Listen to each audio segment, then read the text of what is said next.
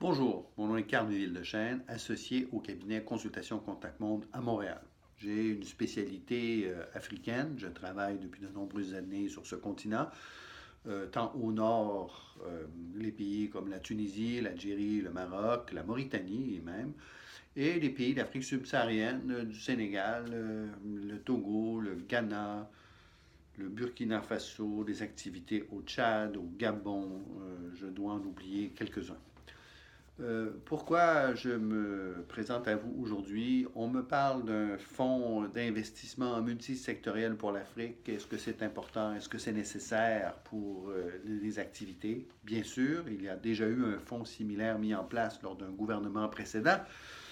Un fonds important qui avait été organisé la moitié secteur privé et la moitié secteur public. On a mis un montant d'argent assez impressionnant pour pouvoir faciliter l'accès à des activités sur le marché africain pour des entreprises canadiennes.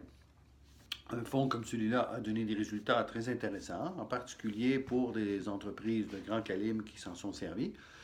Évidemment, on comprend très bien que malgré un léger réchauffement de nos institutions financières canadiennes par rapport à l'Afrique, on est loin de l'ouverture qu'on peut obtenir sur des marchés latino-américains, asiatiques ou nord-américains.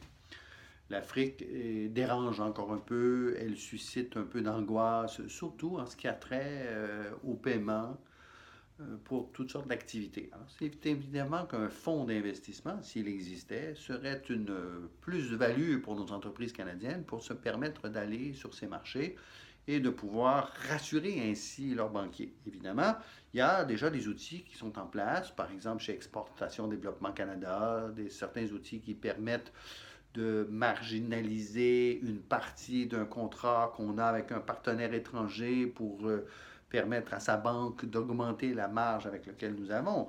C'est de l'argent pour des entreprises qui ont de l'argent et non pas de l'argent pour les entreprises qui n'en ont pas. Il existe déjà quelques outils comme cela. Il ne faut pas négliger ces éléments-là. Évidemment, tout effort en ce sens permet de rassurer le tissu financier canadien pour lui permettre d'apprécier à sa juste valeur l'opportunité africaine, sans l'ombre d'un doute, et d'arriver à une certaine souplesse, à condition que les outils de gestion de risque appropriés s'y trouvent.